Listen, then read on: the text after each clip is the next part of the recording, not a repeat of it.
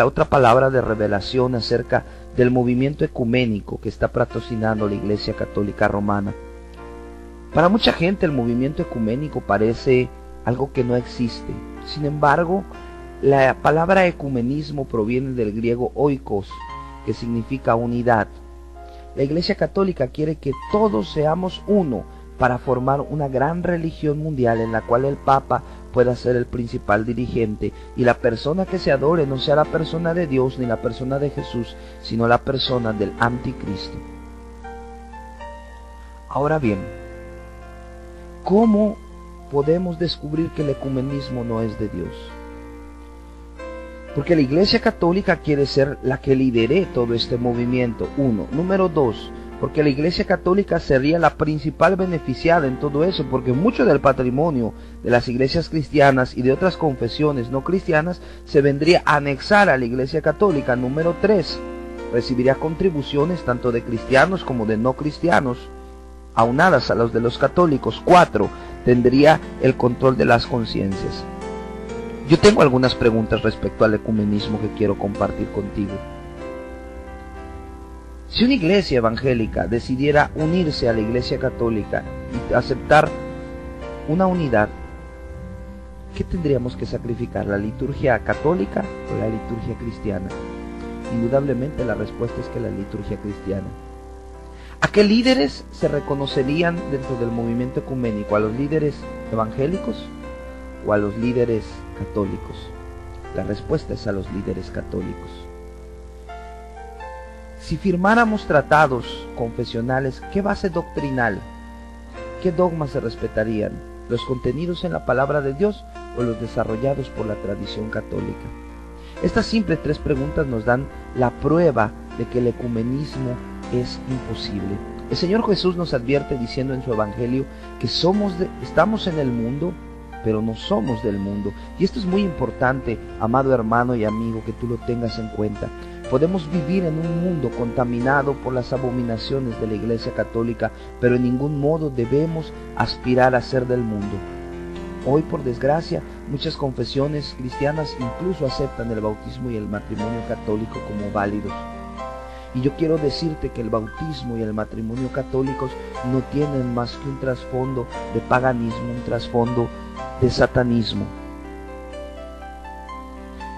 Dentro del mismo juramento jesuita que un servidor realizó, estaba el compromiso de fungir como espía, de ser todas las cosas para todos, es decir, de hacerme pasar por lo que hubiera necesidad con tal de beneficiar al Papa, al cual yo servía hasta la muerte. En otras palabras, me convertía en un líder del ejército de Loyola, es decir, de la Compañía de Jesús, al servicio del Papa, un instrumento de ejecutar a la orden de los superiores. Y esto es algo que yo quisiera compartir contigo.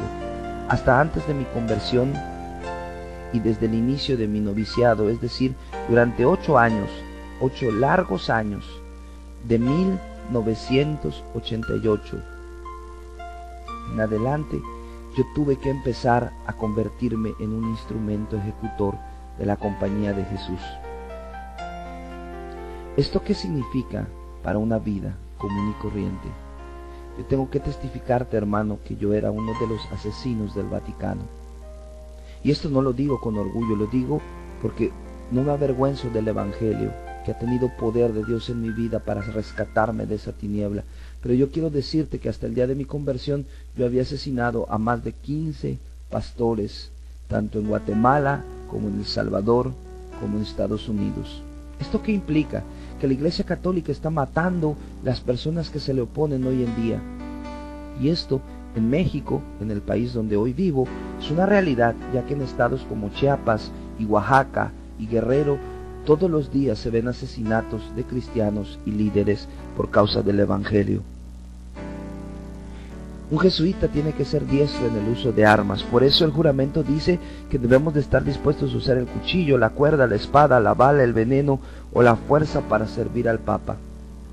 Yo quiero decirte que hasta el día de mi conversión yo manejaba al menos 25 tipos de diferentes armamentos. Pero hoy, alabado sea el Señor, no tengo necesidad de manejar armas, porque dice la palabra de mi Dios que no es con espada ni es con ejército, sino es con el Santo Espíritu.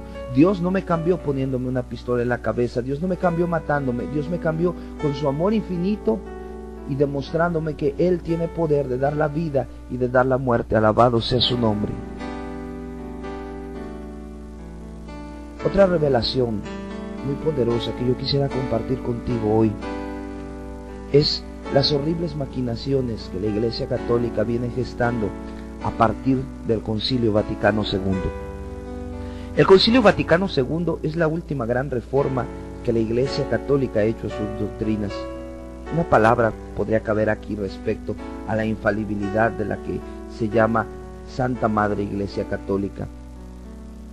La Iglesia Católica pretende hacernos creer que ella es la poseedora de la verdad absoluta de parte de Dios y que su opinión es inmutable e invariable. Sin embargo, yo tengo que declararte, hermano, en esta hora que no podemos creer en alguien que ha ido modificando su doctrina con el paso de los años.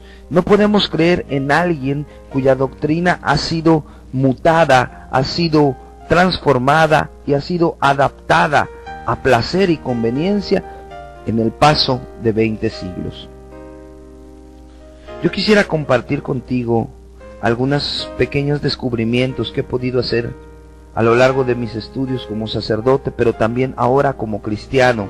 Algunos descubrimientos que obviamente la Iglesia Católica no se atreve a decir. Sin embargo, yo puedo decirte que al menos 20 de las doctrinas del catolicismo no vienen dentro de la Biblia, y esas doctrinas se han ido implementando a lo largo de los años. Yo quisiera decirte que tengas mucho cuidado de confiar en una iglesia que con el paso de los años va cambiando, va adaptándose, porque la verdad es una. El evangelio que predicamos hoy para salvación es el mismo de hace 2000 años, porque dice la carta a los Hebreos que Jesucristo es el mismo ayer, hoy y por los siglos. El papado no existe desde el apóstol Pedro. El papado fue inventado en el año 607 y fue invento de un hombre llamado Bonifacio III. Número 2, en el 709, oiga bien esto, en el año 709 se empieza a saludar al Papa de una manera muy especial, se le besa el pie. En el 786 la Iglesia Católica hace oficial la adoración a las imágenes y a las reliquias.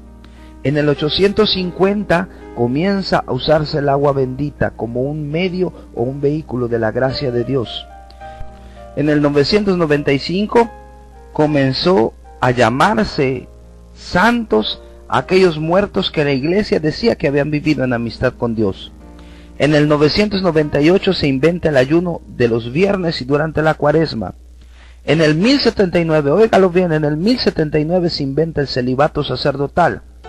Pedro era casado, Santiago era casado, Pablo mismo, y esto es un dato muy importante, Pablo mismo era viudo, sí, porque Pablo no pudo haber pertenecido al Sanedrín, haber recibido tanta confianza como él lo declara en Hechos de los Apóstoles, de los líderes religiosos de su época, si él no hubiera sido un varón casado. Esto es, los apóstoles eran casados y Dios quiere que sus siervos, y lo expresa en la carta a Tito, sean casados, porque dice en su palabra que el obispo, aquel que aspira a dirigir la iglesia, debe de ser marido de una sola mujer. En el año de 1090 se inventa el rosario, la oración con cuentas se le inventa Domingo de Guzmán.